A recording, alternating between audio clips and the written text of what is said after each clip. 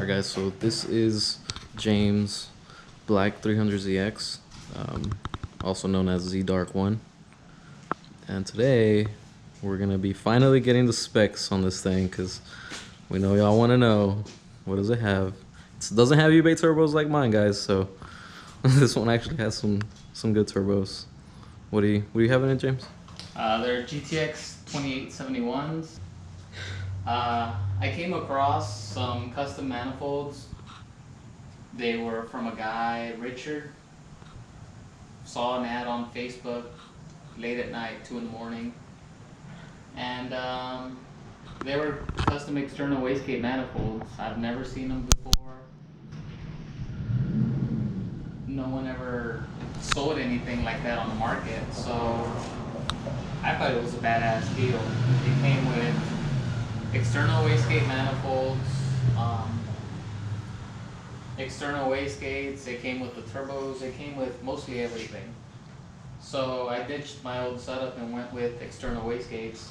So since all of that was custom, I had to modify some other things in order to get it to work. Like my turbo inlets, they don't sit where they traditionally do in front of the nose panel. Mine sit behind the headlights. I've never had any issues with them in that location. My blow-off valves are up here too. Pretty much my whole setup is just to keep things simple and easy to uninstall. This intake probably looks strange to y'all, but it's actually out of a J30 Infinity. This motor here is, I got it out of a junkyard, so it's your run-of-the-mill $150 junkyard engine. The last time it was on the dyno, it did make 650 something, and 2 years before that it made 665, so the setup is consistent. So this is like a pretty just junkyard motor. Yeah, it's your typical sloppy mechanics build. Hey, but it works, right? So yeah, it hurts a lot of feelings. that's what I think a lot of people in the Z community, they think that because you don't spend thousands and thousands of dollars on a engine that you can't make power, you know. Before anything, my turbo kit, I spent $1,500 on it, and that was the manifolds and the turbos. That's the majority of where my power comes from. Besides that, I do have an E85 fuel system. You're running a Nistune? Yes, I am running Nistune with the feature pack. Everything was done by Dane Miller at Houston Z Auto.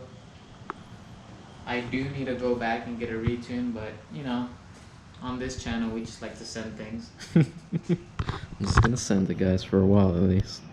But when's the last time you downloaded it? The last time I dynoed it was in January 15. They were hosting a tech day at Houston Z Auto. Yeah. How much did it make? 653, 655, somewhere in that range. At 18 pounds, it made 540, which is, at that time, it was my lowest setting on my wastegate springs that I had in there. At 24 pounds, I believe, it made the 655. I like the feel of the car. It feels more rigid with a solid roof. I've had multiple T-tops. I've had 2 convertibles. And just the slick top feels like the better car overall. It feels more solid. So the slick tops, did they originally come twin turbo? No, only in Japan. But in the States, they were always naturally aspirated. So this one has been converted, basically? Yes. So this car, I acquired it through Dane Miller. He was selling just a shell, no motor, no nothing. This car previously, from the records that I looked up, it belonged to, at one point, to LOJ. I know many of you guys are familiar with that. With them, they're the guys who make the, well, I'm not sure if it belonged to LOJ or someone affiliated with them. So in the past, this car did have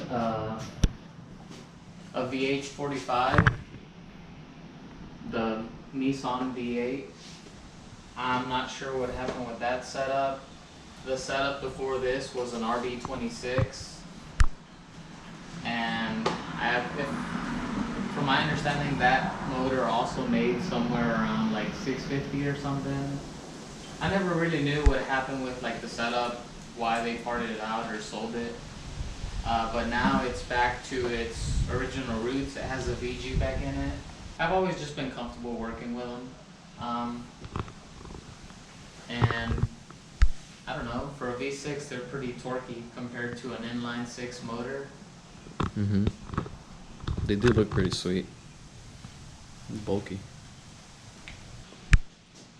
When I bought this car, since it had a RB26 in it in the past, the engine harness and the front body harness were not even compatible with the VG anymore.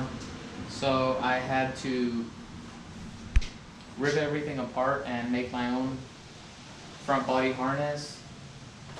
As you can see, everything is tucked away. You can't see anything really. The fuse box isn't over there, it's actually over here now.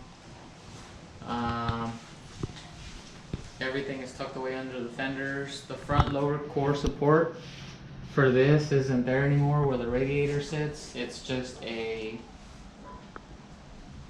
I'm not sure how to explain it, but as you can see, this isn't original either.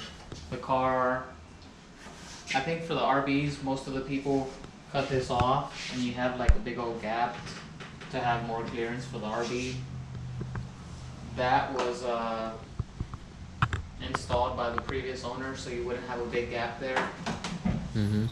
And so now it pretty much runs arrow catch, hood locks or hood pins or whatever. So the car went from like a Nissan, from a Nissan V8. Mm-hmm, to an RB, Yes. and then back to a VG. Yes. So then whenever you got it, you had to redo the entire wiring on it. Yes. That's ridiculous. It took about a whole month to do it all, but it was well worth it. I liked the way it turned out. So what rear are you running? For the rear end, I have two. I have a 350Z 335 rear end. It's out of an automatic. The rear end that's currently in the car is a GTR with a 4.11 gear ratio. Of course, I am running twin turbo axles, hubs, spindles, all of that.